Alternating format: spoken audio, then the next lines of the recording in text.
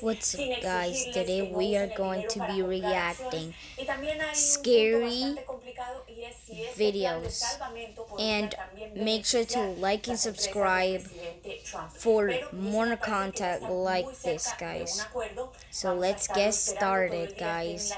Before we start this video, make sure to like and subscribe down below. Do it right now for part 2. So, guys, credits to Llama Arts for sponsoring this video. And guys, go, if you want to watch this video, link in the description. And you put it down in the description for you guys can watch it. So let's react to the scary videos. Let's react.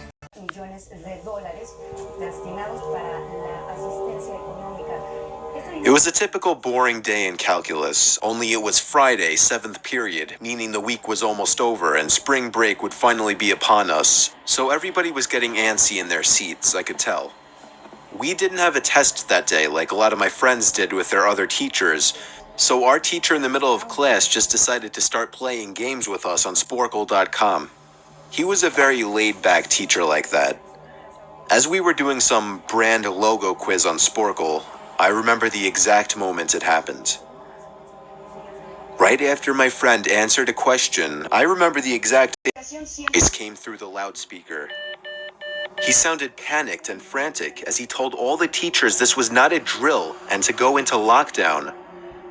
I actually got the chills, and I got goosebumps on my arms as our usually laid-back teacher too seemed panicked as he ran to turn off the lights and ushered us to the back corner of the room.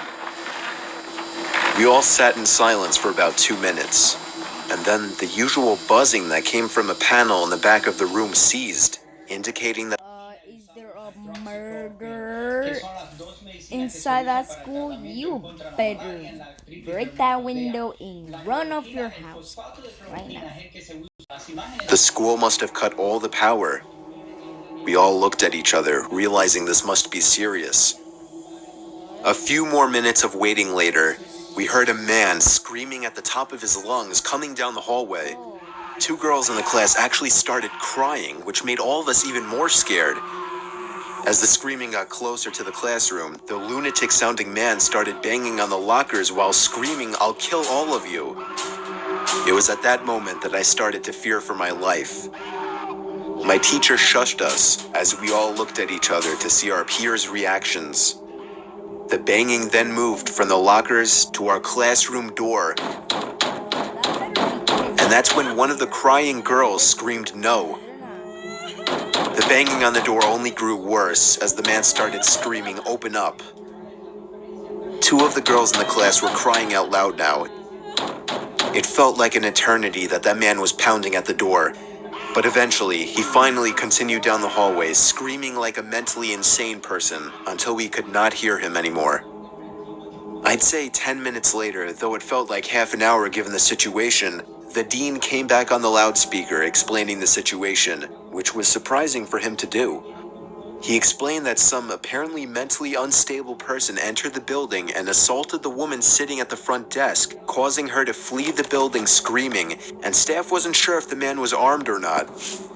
Now, this was before the school had cameras or could afford proper security, so the school was wide open to something like this happening. The staff had done a sweep of all the hallways and classrooms and couldn't find him, so the dean instructed the teachers to resume teaching but to keep all the doors locked and to not let any students leave for any reasons. The most disturbing part, however, is that one of the janitors working the night shift found the man sleeping in one of the storage closets near the back end of the school, and according to rumors that were spread by my peers, sticking out of his pocket was a .44 Magnum.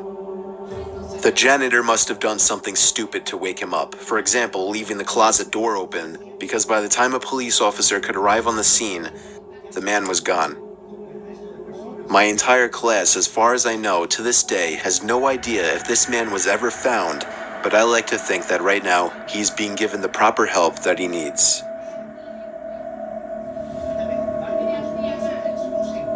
Oh my God, guys. The second story we're gonna be reacting to is, you know, guys. You'll see. Find out. Okay, guys, for the next story we're gonna react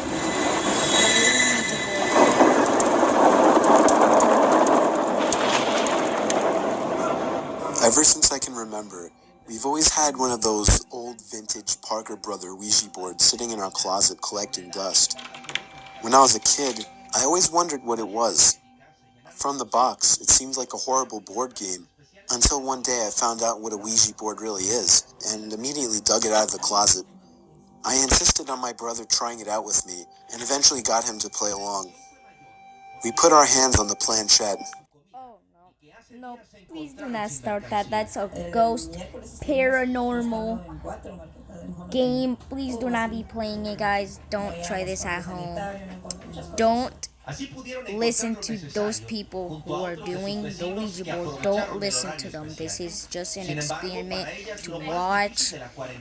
And guys, don't forget to share this video down below and comment down below if I should do a part 2 of, you know, guys, Brawlhalla. If you haven't even watched that video, link in the description. The typical cliche questions like, is there anybody there? And can you answer me? Other than my brother jokingly moving the planchette around to imitate an answer from some kind of entity, there was no real response. After getting bored, we put the game back in the box. I did a little research that night to find out how to make Ouija boards work. Many people said online that the most ideal environment when using a Ouija board is in a dark room only lit by candles. So when my parents weren't home, I managed to gather like 6 or 7 candles and convinced my brother to try it one more time.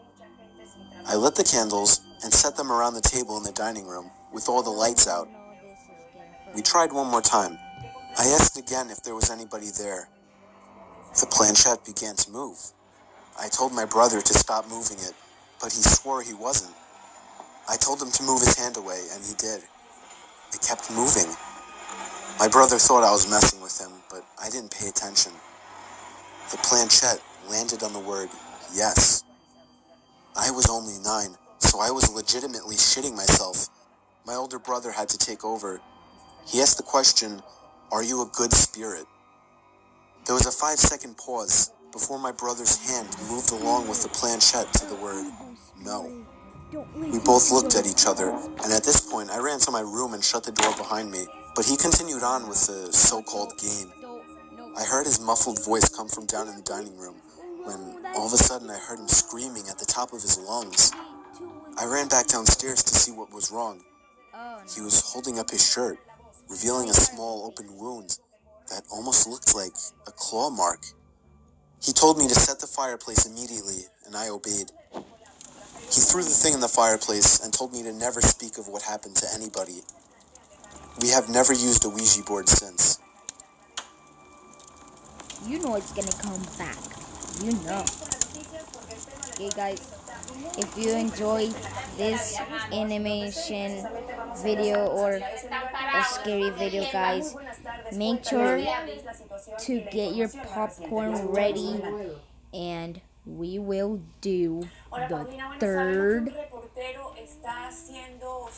scary video. So don't miss this one, guys. Like and subscribe right now by the end of this month. Oh my god, this is About 5 years ago, I lived downtown in a major city in the US. I've always been a night person, so I would often find myself bored after my roommate, who was decidedly not a night person, went to sleep. To pass the time, I used to go for long walks and spend the time thinking. I spent 4 years like that, walking to feel afraid. I always used to joke with my roommates that even the drug dealers in the city were polite. But all that changed in just a few minutes of one evening. It was a Wednesday, somewhere between 1 and 2 in the morning, and I was walking near a police-patrolled park quite a ways from my apartment.